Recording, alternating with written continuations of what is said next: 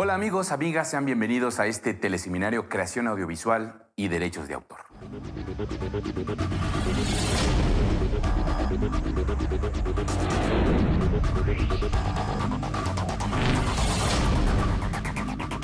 En la creación ficcional se dice que el conflicto es el generador de dramas, de tragedias, de desacuerdos. De hecho, la existencia humana real persiste en medio de conflictos. Y como toda actividad, el quehacer creativo, sus derechos y sus deberes no están exentos de disputas y desavenencias, motivo por el cual existe la necesidad de generar acuerdos, en donde se concilian intereses de las partes involucradas. El programa de hoy precisamente lleva por nombre Acuerdos y Desacuerdos.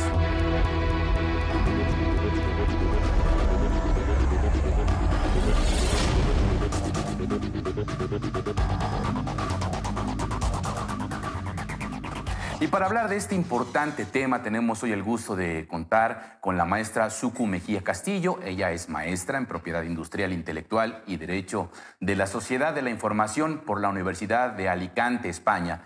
También concluyó estudios de maestría en la Universidad Nacional Autónoma de México, ha colaborado con la Comisión Nacional de Libros de Texto Gratuitos y en celebración del 200 aniversario del inicio de la Independencia Nacional para el resguardo de la propiedad intelectual. Como abogada consultora independiente, ella ha promovido los derechos de propiedad intelectual de su comunidad, impulsando el respeto y ejercicio responsable de la obra humana. Actualmente funge como asesor en propiedad intelectual en el prestigioso despacho Cue y Asesores en Derechos de Autor AC y como docente en la Universidad de Londres, donde imparte las materias de legislación en medios de comunicación y legislación de obras audiovisuales. Y bueno, pues darle la bienvenida. Muchas gracias por estar con nosotros, maestra. Gracias. Y es un placer que nos esté acompañando aquí en este espacio. Muchas gracias por la invitación. Bueno, pues vamos a entrar de lleno en este asunto y bueno, decía justamente que es especialista en este tema, en este asunto de los derechos de propiedad intelectual.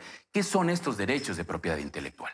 Bueno, Emilio, la ley nos define, como yo creo que la mayoría de las personas que han venido siguiendo este programa ya tienen conocimiento, define que los derechos de autor son un reconocimiento que hace el Estado a favor de todo creador de obras artísticas y literarias.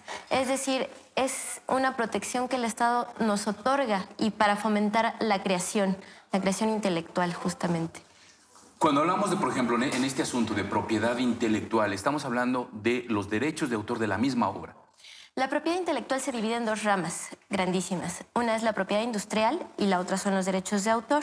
En este tema que vamos amablemente a comentar, los derechos de autor justamente velan por la protección de los creadores de obras artísticas, literarias, también inclusive de derechos conexos o derechos vecinos, como son los derechos de los editores, de los organismos de radiodifusión, entre otros. ¿Y los derechos patrimoniales? Ahí están en los derechos de autor. Justamente los derechos de autor están divididos a su vez en dos grandes ramas. Los derechos patrimoniales, que digamos que son los derechos de explotación, los derechos de comercializar, los derechos del dinero, y los derechos morales, que son los derechos inherentes al autor, que por el simplemente hecho de ser autor, ya tienen sus derechos morales, son irrenunciables, son imprescriptibles, son inembargables, van a estar vigentes por toda la eternidad. ¿Cómo protegemos estos derechos patrimoniales? ¿Qué tipo de contratos tenemos que hacer? ¿Qué tenemos que prever y qué prevé la ley precisamente para cuando se hacen este tipo de acuerdos? Bueno, esencialmente se manejan licencias de uso, pero también dependiendo del tipo de contratación que vamos a realizar o para el fin último que vamos a utilizar nuestra obra, tenemos diversos tipos de contratación que van desde una relación laboral, una obra por encargo, que es cuando la obra todavía no existe y alguien tiene la idea y no tiene la capacidad creativa que la persona autor tiene, y entonces le pide, oye, desarrolla mi idea. Entonces, ahí está la obra por encargo. También están contratos de obra futura, que es obra que igualmente no existe, pero yo, como reconozco tu calidad de autor y sé de tu historia y tal, te puedo encargar que de pronto me elabores una obra, ¿no? También existen, decía, las licencias de uso, que pueden ser en exclusiva o no exclusiva, y estas son normalmente utilizadas para obra preexistente, ¿no? Por ejemplo, vamos a sincronizar una música en una obra audiovisual, pues te otorgo una licencia, ¿no? O quizás yo quiero ilustrar mi libro con una pintura y yo sé que tú eres un pintor que me encanta tu estilo, necesito que me prestes esta licencia, más bien que me prestes tu obra a través de la celebración de esta licencia y la incluyo en mi libro. Vamos, que hay diversas formas de transferir los derechos, tanto como necesidades tiene el ser humano para crear. En este asunto, por ejemplo, de transferir estos derechos y de proteger nuestra propia obra, ¿cómo se elabora este contrato? O sea, ¿cuáles son las cláusulas fundamentales que se tienen que tener en consideración? Sobre todo porque, bueno, de alguna manera todos podemos hacer uso de una obra ajena. Sin embargo, bueno, también existe una clara especificación que es, por ejemplo, no mutilar, no modificar. Pero también puede existir esa posibilidad, ¿no? Sí, bueno, la ley justamente nos marca cláusulas esenciales que no debemos perder de vista en la elaboración de un contrato. En principio tienes que decir quién, ¿no? ¿Con quién voy a contratar? Después de decir, bueno, vamos a contratar Emilio Izuku, perfecto. ¿Qué vamos a contratar? Entonces vamos a identificar la obra. Le ponemos nombre y apellido a la obra y decimos, ¿para qué la vas a utilizar? Entonces ya me dirás, pues mira, solamente la quiero para poner, para publicar esta novela o para hacer una adaptación de tu novela y que aparezca en una obra audiovisual. Identificamos el para qué. Después es muy necesario que digamos por cuánto tiempo. ¿Por cuánto tiempo me vas a dar permiso para que utilice tu obra? No puedo yo dejar una vigencia abierta porque la ley nos dice que si no se estipula por cuánto tiempo, se entenderá que son por 5 años, entonces mejor decimos por cuánto tiempo, claro, ¿no? También para que el autor tenga oportunidad de a su vez seguir comercializando. En el caso de las licencias tenemos que especificar si se otorgan de forma exclusiva o no exclusiva. ¿Por qué? Porque si te la estoy otorgando en exclusiva, ya no permito que mi obra se siga comercializando con otros competidores, al menos para el medio para el que contraté para ti. Este es otro punto muy importante que debe incluirse en los contratos. Los medios de explotación. Los derechos patrimoniales son independientes entre sí. Entonces, si yo te autorizo para que tú explotes mi obra, insisto, en formato de libro, no implica que la puedas hacer una película o que yo escribí un poema y este poema va a ser publicado en un libro. No te estoy autorizando para que a su vez escribas una canción, sino que cada medio de explotación es independiente entre sí y solamente te estoy otorgando autorización de acuerdo a lo que dice el contrato, en qué medios te estoy otorgando esta autorización. Ya hablé del tiempo y algo muy importante para los autores, por supuesto, es la remuneración, que puede ser una remuneración fija o determinada o puede ser las famosísimas regalías, ¿no? Que es lo más justo para el autor, ir pagando conforme se va explotando la obra de acuerdo a lo que se va obteniendo de su explotación. Ahorita vamos a entrar, me gustaría que platicáramos en este punto de las regalías, pero antes quisiera, parte que me supongo, dentro del contrato debe haber ciertas limitantes y algunas cuestiones excluyentes dentro de lo que sí se puede y no se puede y también de lo que se permite y no se permite dentro de un contrato. ¿Nos puedes platicar de ello? Claro que sí. Recordemos que la ley nos marca, el Código Civil nos marca, que todo contrato es un acuerdo de voluntades. Entonces nadie está obligado a firmar algo con lo que no está de acuerdo. Nadie te puede obligar a que firmes algo que no te convence, que no te conviene o que como autor tú te sientes desprotegido. Inclusive, en el caso de la obra por encargo, la ley permite al autor proponer su propio contrato para el caso de elaborar una obra por encargo, ¿no? Por la delicadeza de este tema, ¿no? Bueno, en el contrato nosotros tenemos que ser lo más amplios posibles para poder lograr una buena explotación de la obra, que sea trascendente, pero también tenemos que ser lo más específicos posibles en cuanto a los medios de explotación, para qué la vas a usar, ¿no? Lo que te decía hace un momento. Un contrato no nos permite que si yo te otorgo el uso de mi obra para que la reproduzcas en carteles, digamos, claro, ¿no? Después yo la vea como portada de un CD. Si yo no te autoricé, no tienes, valga la redundancia, claro, ese derecho de usar derecho mi a hacerlo, obra. ¿no? Y entonces nosotros podemos hacer un contrato tan amplio o tan corto como queramos, siempre y cuando se respete la voluntad de las partes, ¿no? Que cada una de las partes esté consciente hasta dónde tiene alcance de trabajar con su obra o hasta dónde no. A ver, si podemos definir esto más de manera más concreta, el asunto de la obra por encargo. Claro. ¿Qué pasa en esta obra por encargo? Porque se hace un contrato por algo que todavía no está hecho, ¿no? Y que debe de tener, imagino, ciertas consideraciones y ciertas condiciones. ¿Cómo se trabaja un acuerdo? ¿Cómo se trabaja un contrato para que no existan después ciertos desacuerdos? Mira, desafortunadamente el contrato de obra por encargo ha sido mal utilizado, sobre todo por las empresas, ¿no? Porque dicen, te voy a contratar a ti, autor, tengo una idea, sabemos que las ideas no están protegidas por derechos de autor, tengo una idea, quiero que la desarrolles y luego todo es mío. No es del todo cierto, ¿no? Digamos que la persona que tiene justamente la idea, que tiene una necesidad creativa y no tiene la capacidad de realizarla, porque justamente son los autores los que gozan de esta capacidad creativa que nos hace crecer a la humanidad en su conjunto, entonces decide, ¿no?, contratar con determinado autor. Oye, autor, ¿qué te parece si tú me ayudas a hacer esta escultura, ¿no? Yo tengo la idea de un león, pero lo tengo pensado con las mechas, digamos, muy marcadas, una melena gigante, que las fauces se le ven enormes. No sé cómo hacerlo. Bueno, yo, autor, estoy de acuerdo en hacer esa escultura sobre el león y tú me vas dando las directrices, pero estas directrices deben ser muy claras para que, si bien es cierto, se ve reflejada la impronta del autor, es decir, mi esencia, que yo creé ese león, pero lo estoy haciendo bajo tus indicaciones.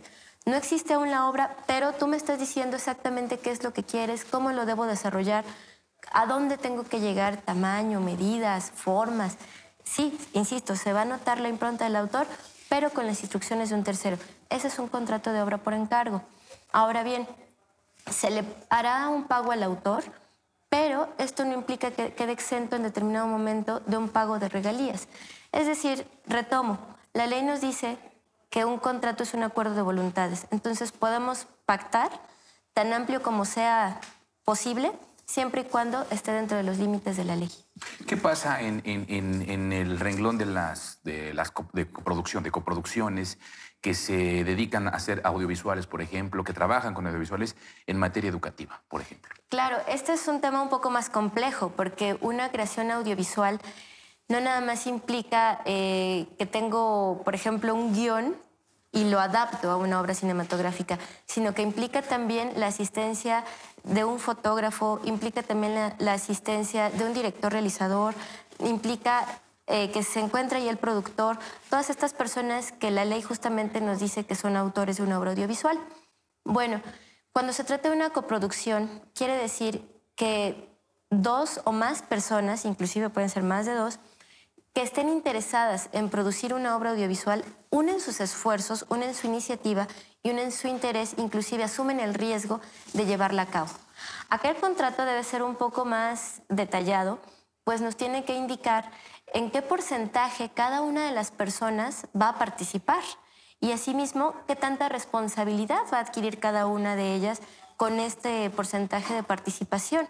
Además de con qué está participando económicamente, ya tengo yo los derechos, vamos, tiene que ver toda la gama de opciones que me da una producción audiovisual, pero con la asistencia de terceras personas. Toda esta producción, pero trabajan de manera conjunta. Claro. Pero en el asunto del, por ejemplo, del registro al derecho de autor, ¿son obras independientes cada una? Me refiero, por ejemplo, en esta coproducción, claro, el músico, el productor, el coproductor, el que se encarga del guión, de alguna manera, porque, bueno, entiendo que la ley prevé el asunto de personas físicas. Sí, por supuesto. A ver, la obra audiovisual está compuesta, digamos, imaginemos un rompecabezas. Una obra audiovisual está compuesta por cada una de estas piezas del rompecabezas y todas juntas van a crear una sola obra nueva, original, que va a ser susceptible de ser registrada en derechos de autor, pero desde su inicio ya está protegida. Sin embargo, cada uno de los autores que participan en la realización de esta obra tienen la facultad, nos lo dice la ley, de conservar para sí mismos sus derechos. Entonces, lo que te decía hace un momento, si yo, creador de digamos del guión, yo hice la adaptación, ya te di mis derechos sobre la adaptación de mi guión para audiovisual. Sin embargo, ahora lo quiero publicar de forma independiente en formato libro. Si yo no te otorgué a ti, productor, esos derechos, yo perfectamente lo puedo hacer. Y así cada uno de los autores que participan dentro de la producción audiovisual conserva los derechos que no ha otorgado. Como te decía, los derechos patrimoniales de autor son independientes entre sí. Por lo tanto, los medios de explotación son independientes entre sí.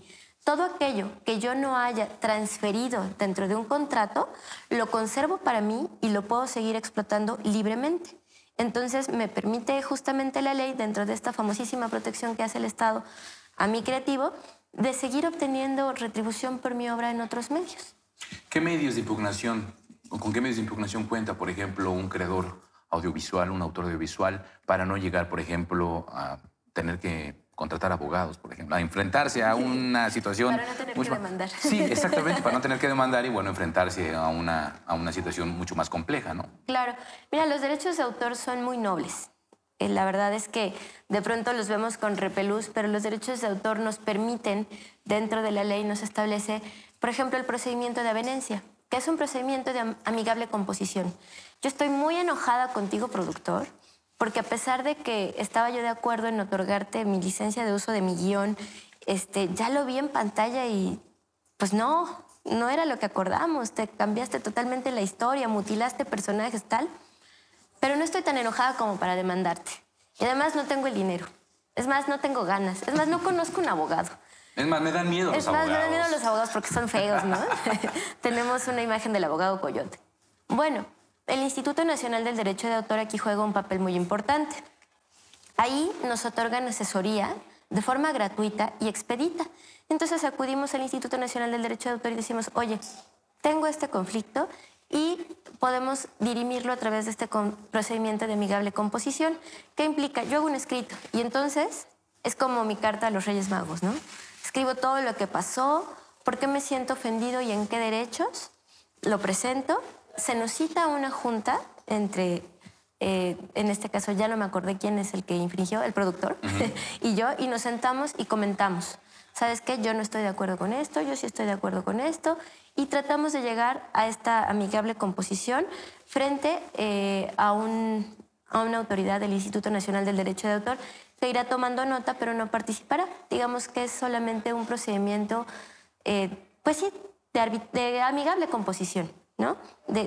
Vamos a resolverlo por las buenas, vamos a llegar a un acuerdo. No llegamos a ese acuerdo.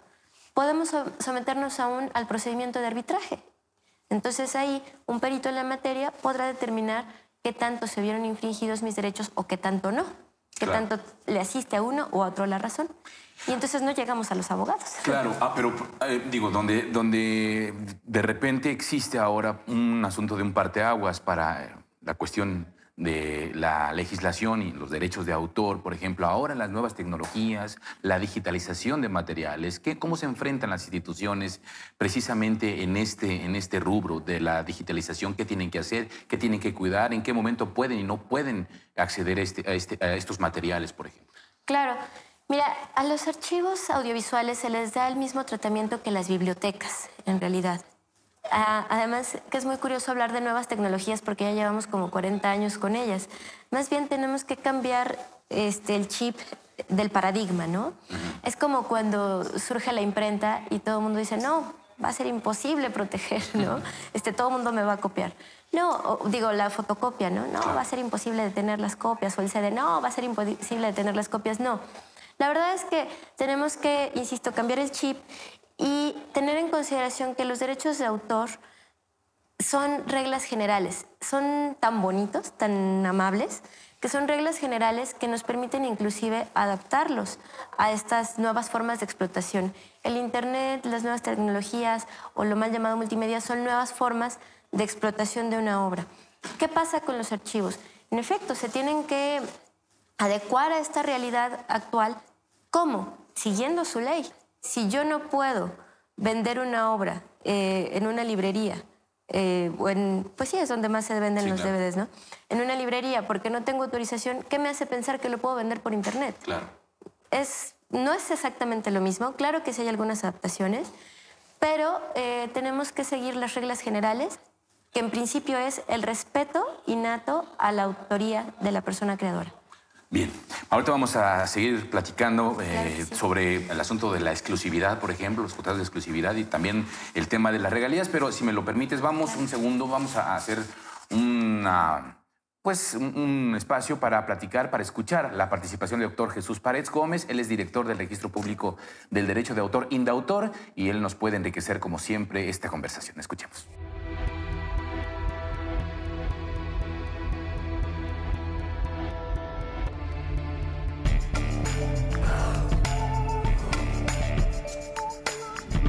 Y en el orden patrimonial, para terminar esta parte, para poder particularizar los extremos que muy adecuadamente me estás preguntando, en el orden patrimonial son los derechos de explotación de la obra, que esos sí son susceptibles de negociarse. Esos sí pueden ser el propio autor el titular, o puede ser que el autor los transmita a un tercero, dígase una institución educativa, dígase una empresa, dígase a una persona determinada.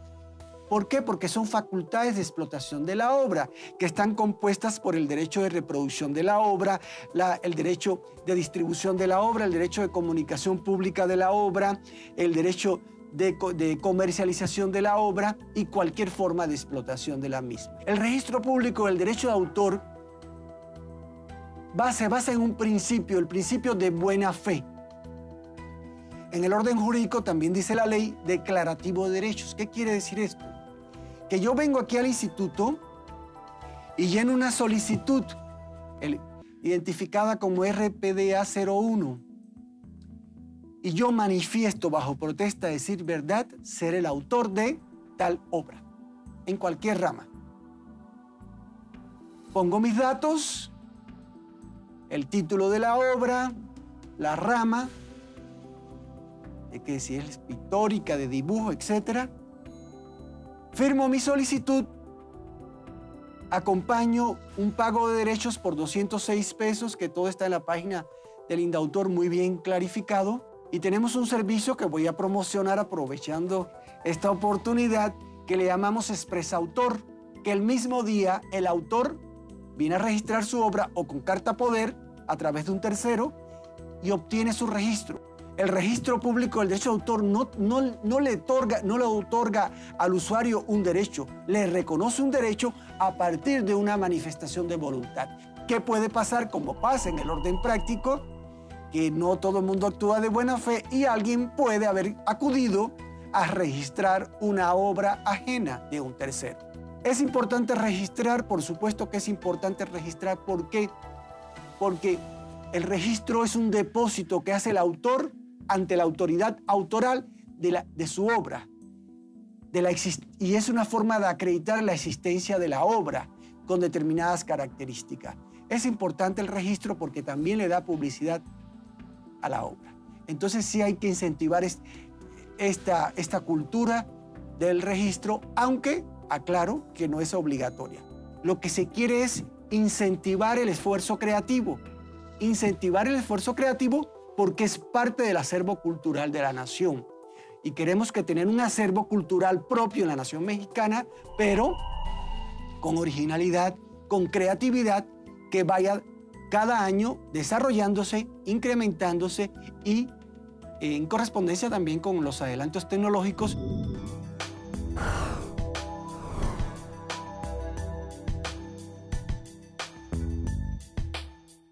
Gracias al doctor Jesús Paredes, siempre importante y siempre interesante su participación. Y seguimos conversando con la maestra Suku Mejía Castillo, justo de esto que ya habíamos conversado anteriormente, habla el doctor Paredes. Y bueno, pues parte también de la necesidad de que la gente conozca los derechos de autor y sobre todo los creadores que le pierden el miedo a registrar sus obras, ¿no? Claro, es muy importante, quiero recalcar lo que comentó el doctor Jesús Paredes.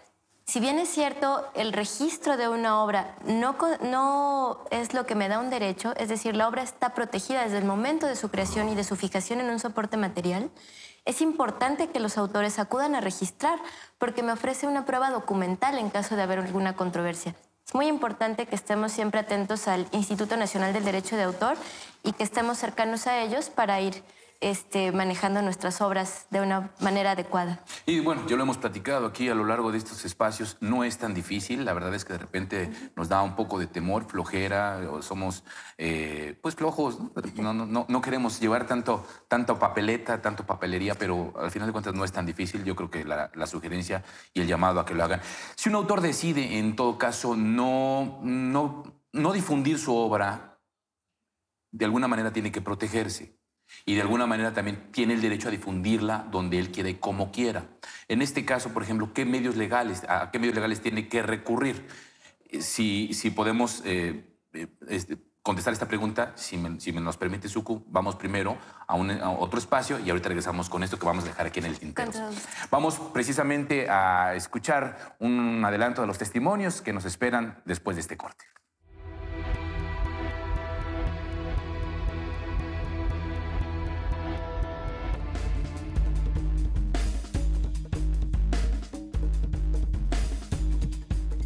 Eso es una cosa que se llama honestidad intelectual. Derechos de autor significa equilibrio.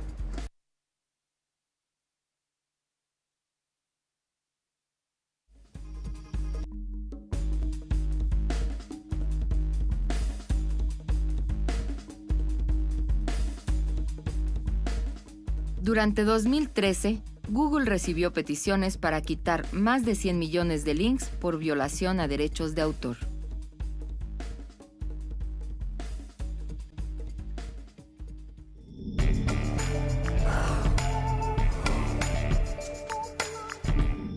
La biblioteca pública es un recinto, es una institución de la que se dotan las sociedades como una herramienta de carácter educativa, de carácter informativo, de carácter cultural. Entonces encaja muy bien en esta filosofía del derecho de autor en cuanto a equilibrio entre lo que son autores y personas que acceden a esta información. Y vemos que cada día se están abriendo nuevas plataformas, nuevas maneras de administrar todos estos flujos de informativos. Como bibliotecario público tengo que defender, dijéramos, que se respete el derecho de autor y tengo que defender de que los usuarios puedan acceder dijéramos, a lo que son contenidos tanto informativos como educativos, etc. Nosotros, por ejemplo, tenemos en la planta baja una sala braille, ¿verdad? En esa sala braille existen muchos audiolibros, es decir, la legislación nos recoge la posibilidad de que nosotros podamos utilizar estos audiolibros, etcétera, para esos objetivos. Es muy importante ejercitar, dijéramos, todos estos aspectos de indagar cuáles son las fuentes, citar de dónde se ha extraído, cuál es el autor, darle su reconocimiento. Me parece que eso es una cosa que se llama honestidad intelectual y creo que es la cultura en la que tenemos que trabajar y caminar todos. Eso me parece algo esencial. Derechos de autor significa equilibrio. Equilibrio entre lo que son los derechos de esa persona que tiene una autoría sobre una obra y lo que son los derechos de los ciudadanos de acceder a esa obra. Como bibliotecario público he tenido que reflexionar mucho en qué significa la creación y qué significa la información y qué significa sus accesos. Yo creo que desde nuestro sistema educativo, desde lo que son, dijéramos, los grandes medios de información, tienen que buscarse una honestidad a la hora de presentar, reflexionar, llegar a acuerdos entre, dijéramos, lo que son grandes grupos sociales y lo que son, dijéramos, los autores, editores, etcétera, buscar este equilibrio tan difícil que ha existido o que se ha intentado lograr desde hace 300 años y que ahora va en detrimento de los usuarios y a beneficio de los grandes grupos industriales.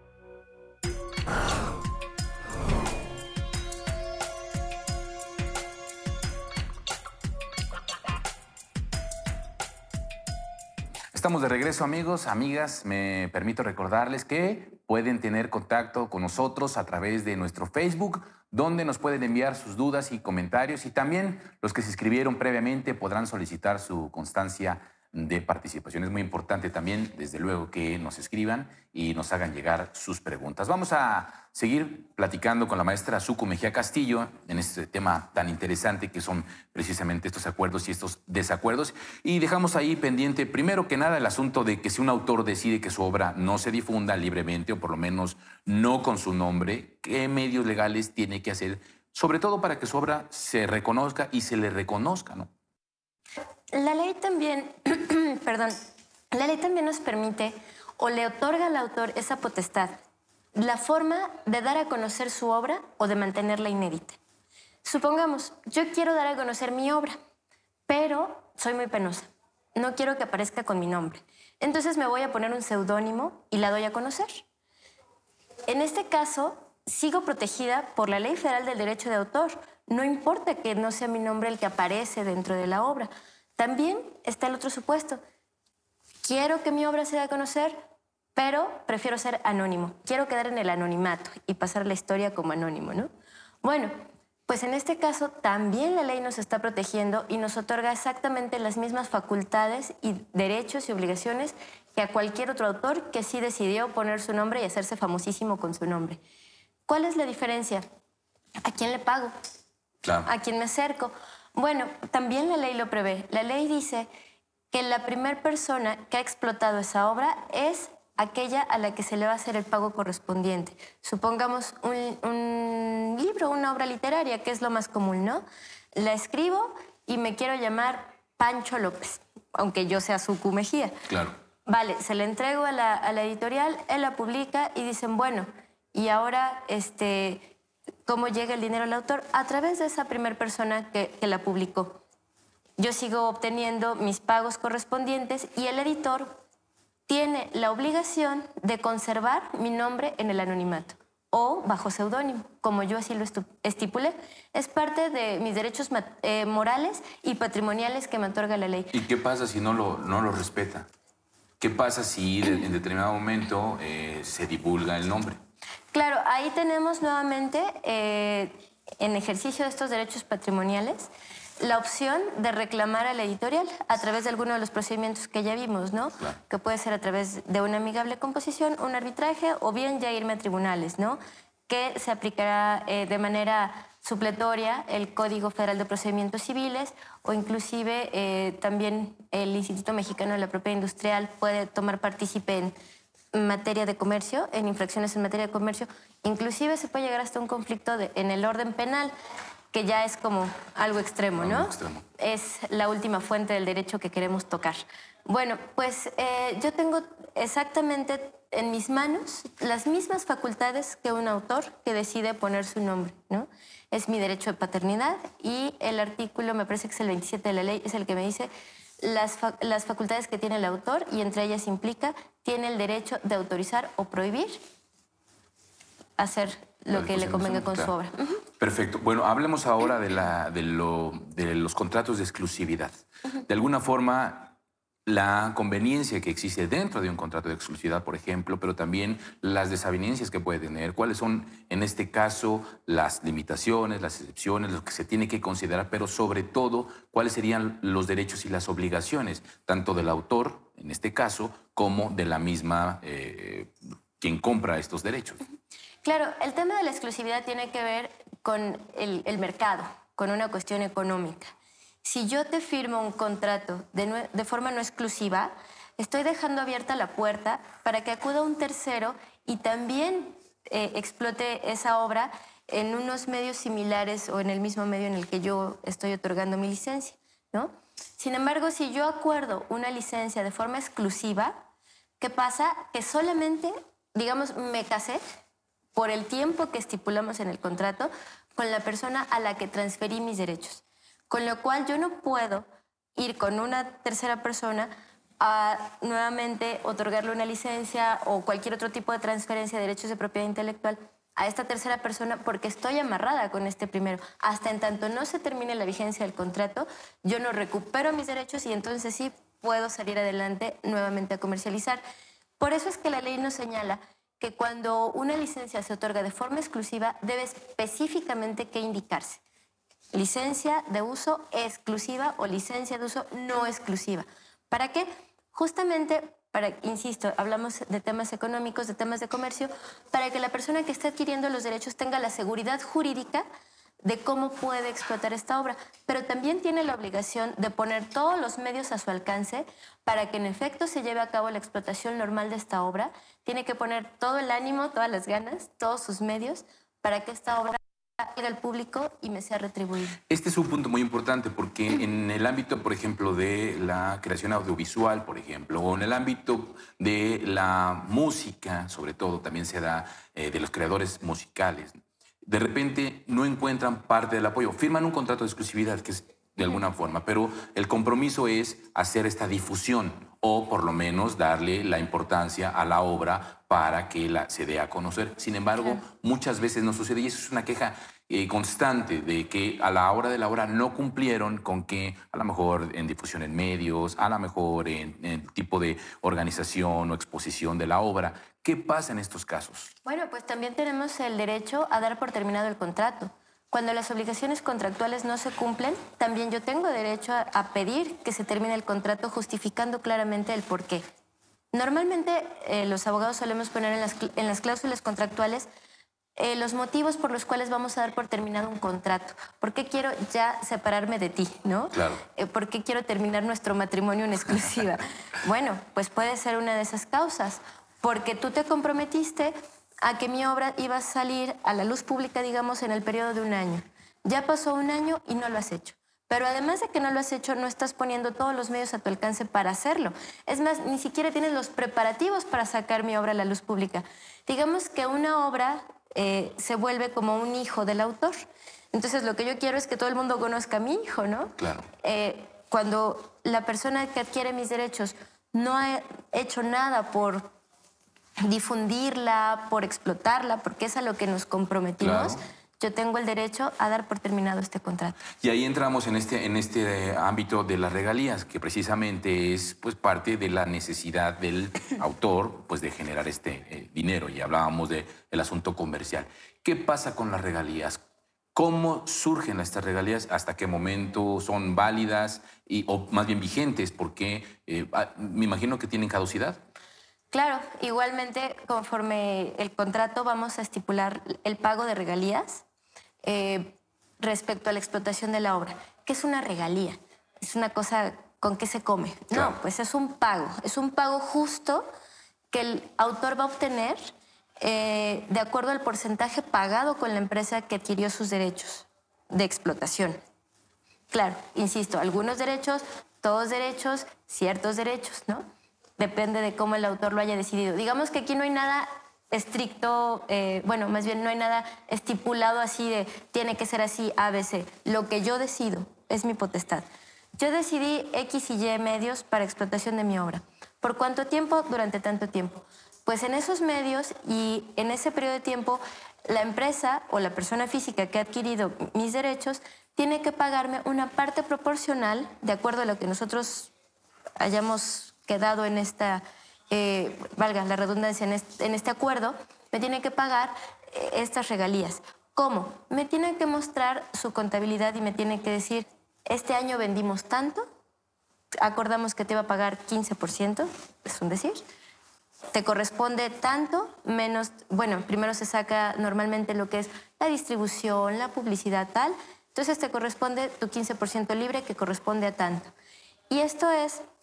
También se pacta en el contrato durante toda la vigencia y hasta que se hayan terminado totalmente de distribuir los ejemplares. En este caso, ¿quién es el indicador? Me refiero, por ejemplo, a acercarnos a un abogado. Si tenemos un caso parecido, similar, ¿Cuál es el abogado en este caso? ¿Un abogado comercial? No, bueno, cada materia del derecho tiene su punto de especialización, ¿no? A pesar de que ahora tenemos que ser multitask. Sí. Pero digamos que los abogados especialistas en propiedad intelectual o en derechos de autor, en este caso en particular, es el que te ayuda a redactar un contrato, ¿no? Te pregunta, bueno, ¿qué es lo que tú necesitas? ¿Qué es lo que tú quieres? Vamos a plasmar todas tus necesidades en un contrato. Y eso es a lo que las partes se obligan, claro, mediante una negociación y tal. Ahora, para el pago de regalías también juegan un papel muy importante las sociedades de gestión colectiva. Porque supongamos que yo me voy a vivir al extranjero y mi obra se está explotando aquí en México. Bueno, me apoyo en estas sociedades de gestión colectiva que son las encargadas de hacer el cobro de estas regalías. Me descuentan, claro, un porcentaje de administración y me hacen llegar mi dinero. Bien. Entonces, ahí se cierra el círculo. Bien, vamos a seguir platicando, por supuesto. Amigos, amigas, les recuerdo que nos pueden seguir a través de Facebook, nos pueden escribir en la página de Facebook para que nos hagan llegar sus preguntas y veamos qué nos aportan estos sondeos que tenemos para ustedes. Vamos a ver y escuchar.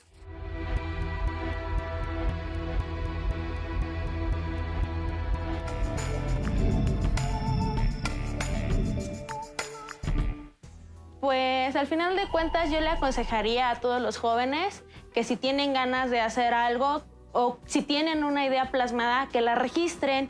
La institución donde se puede realizar el registro del derecho de autor o alguna obra audiovisual en este caso es justamente la Secretaría de Educación Pública en Indautor. Ahorita, por ejemplo, los derechos de autor en cuestión online nos pueden abrir mucho. En cuestión de Creative Commons, nos pueden abrir mucho a nosotros como docentes e incluso también para poder gestionar.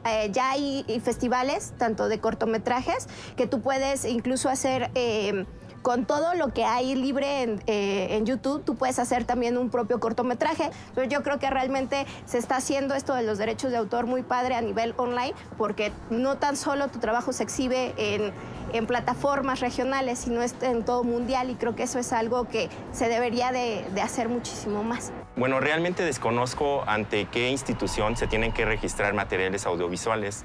Principalmente yo trabajo en cuestiones de educación, entonces desconozco cuál es dónde se tienen que registrar y cuál es la normatividad que hay que seguir.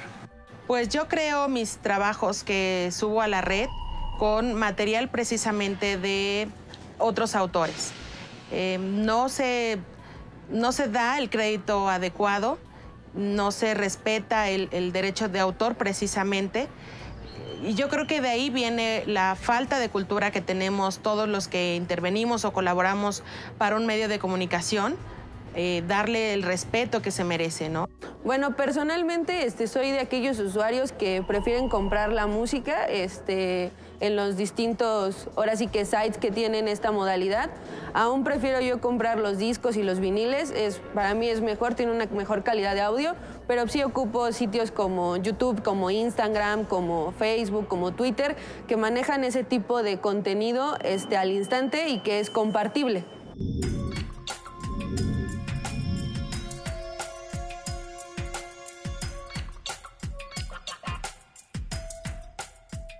Bueno, seguimos platicando con la maestra Suku Mejía y tengo algunas algunos más bien escritos que nos hacen llegar a través del Facebook, algunas personas que se comunican a través del Facebook. Y Olga Betanzos nos pregunta, ¿una omisión también se considera delito en los derechos de autor y cuál es su consecuencia? Bueno, una omisión, por ejemplo, yo ya tengo la autorización del autor, digamos, para publicar su obra, pero omití su nombre. No es propiamente un delito, pero sí es una infracción en materia de derechos de autor y perfectamente puede ser reclamable a través de estos procedimientos que ya hemos comentado, inclusive por la vía civil. Yo lo que recomiendo siempre es una amigable composición. No es necesario muchas veces llegar al pleito si lo puedes arreglar con el editor. Quizás fue un error de imprenta, claro. Y no sabes. Siempre el diálogo es algo que debemos fomentar. Otra comunicación a través de Facebook. María Elena Manrique Rangel dice, además de mi trabajo en la docencia, en mis ratos libres hago accesorios y joyería de bisutería. Mi intención es crear una línea y ponerle un nombre manejando un logo de su propia marca ¿Qué debo hacer al respecto? ¿A qué tipo de abogado me debo acercar para que me asesore con respecto a los derechos de autor? Claro, aquí estamos viendo como dos temas. Primero, joyería puede tratarse de un diseño. Podemos registrarlo como diseño. Pero también me está hablando de un logotipo y una marca. Esto ya no lo lleva el Instituto Nacional del Derecho de Autor. Esto es parte de la propiedad industrial y tiene que acudir al Instituto Mexicano de la Propiedad Industrial, donde, de acuerdo a los productos que ofrece y los servicios que ofrece, se encuadra en una clasificación internacional y puede solicitar el registro de su marca, de su nombre comercial. El abogado adecuado es un abogado especialista en propiedad industrial o propiedad intelectual. Dice Marlena Manrique Rangel, estoy informando un libro de pensamientos de mi autoría y cada tema lo he ilustrado con imágenes que además saca de la internet. ¿Qué procede en estos casos?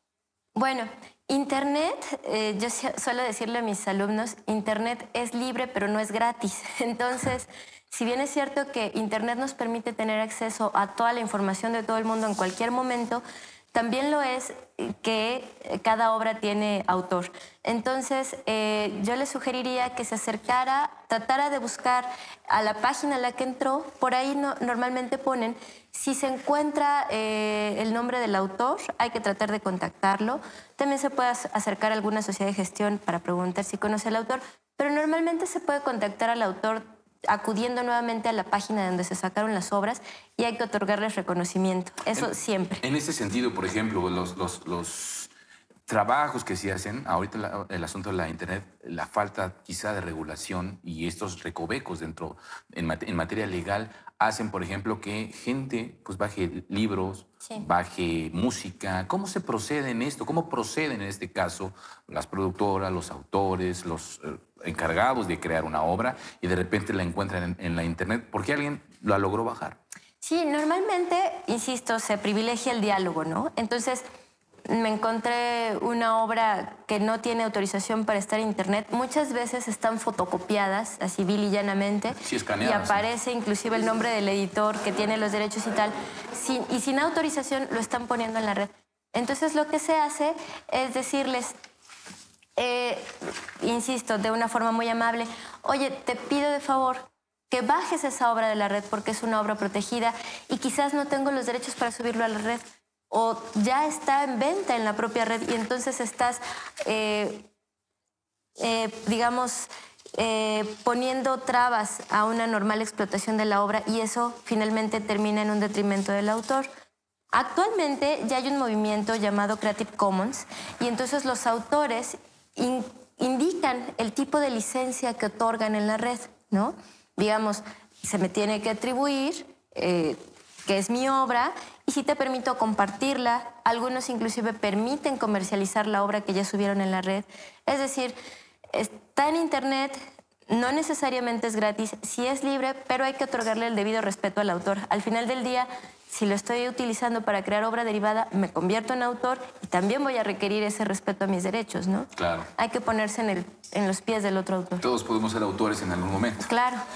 Susana Ascorbe, yo trabajé en un área donde se produce material de radio y de televisión educativa para el gobierno de Veracruz. En mi trabajo me solicitaron guiones para una radionovela, que incluso ya está al aire en una radio estatal. Cuando solicité que me pusieran en los créditos, me dijeron que la obra le pertenece al gobierno del estado porque yo laboro para ellos. En este caso, ¿qué se hace?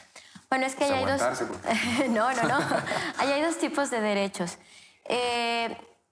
El primero es el derecho moral.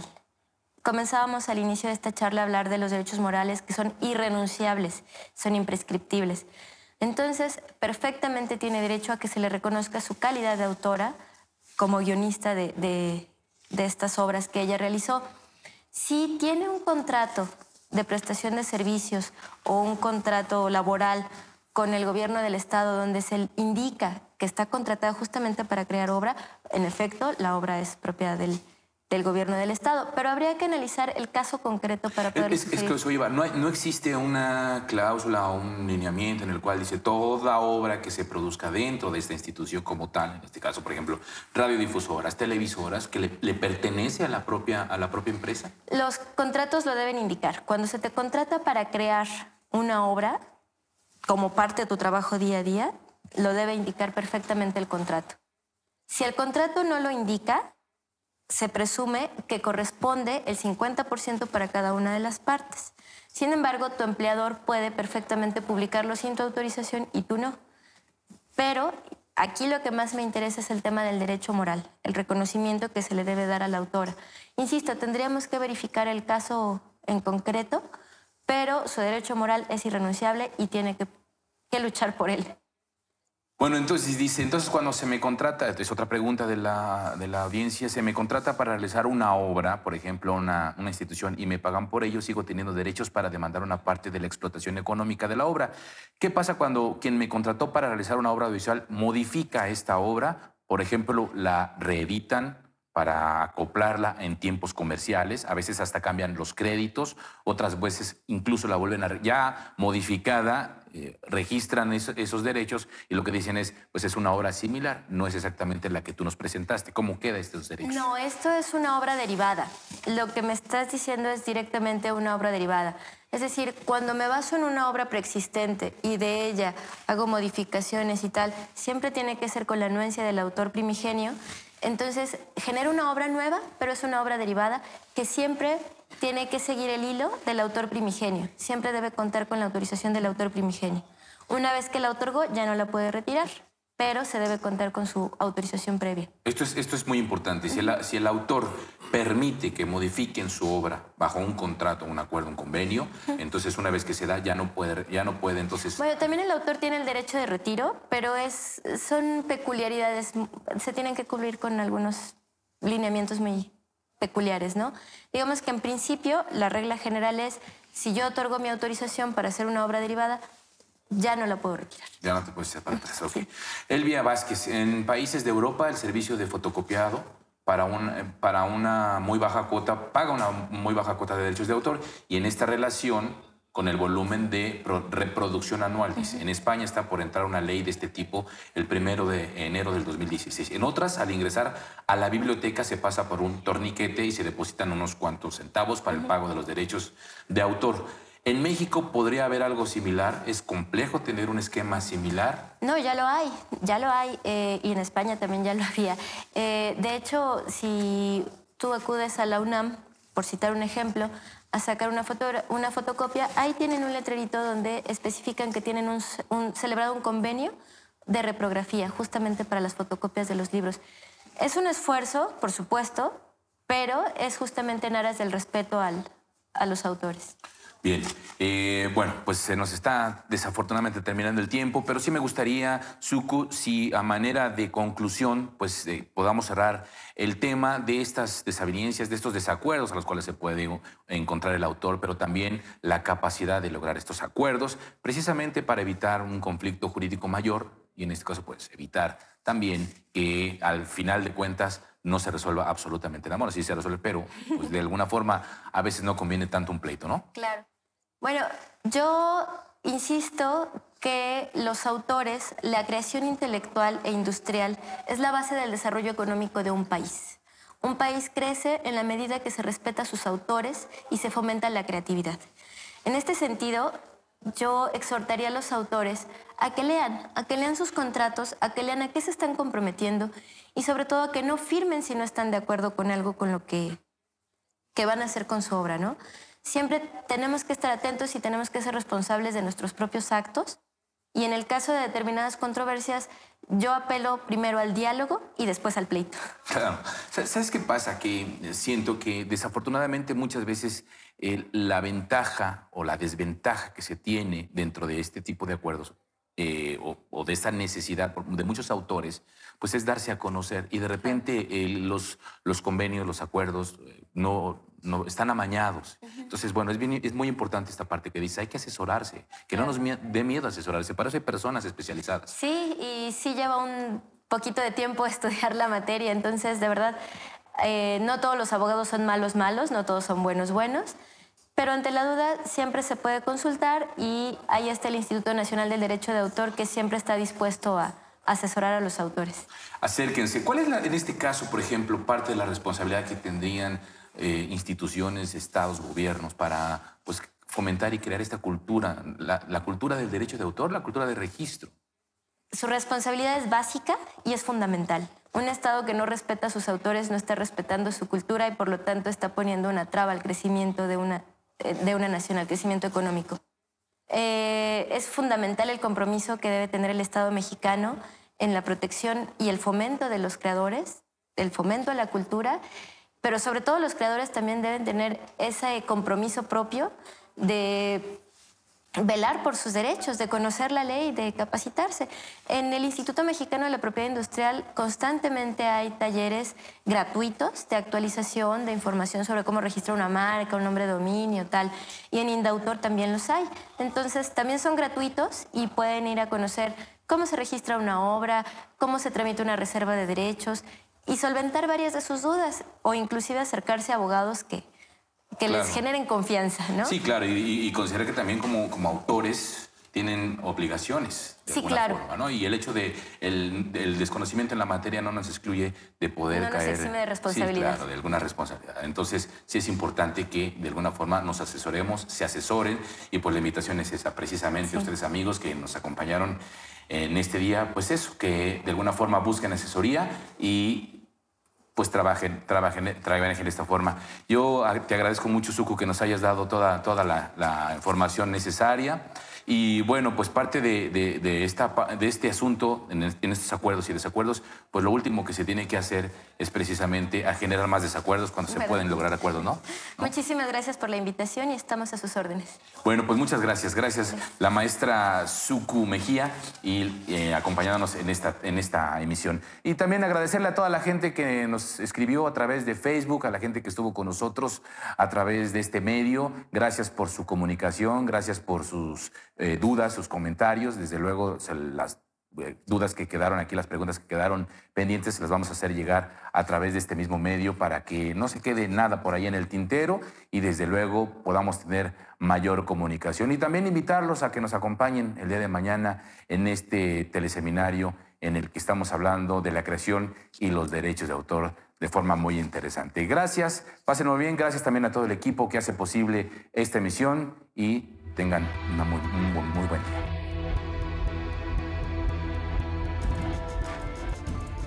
Un desacuerdo tal vez sea la distancia más corta entre dos mentes. Fuente, frases y citas.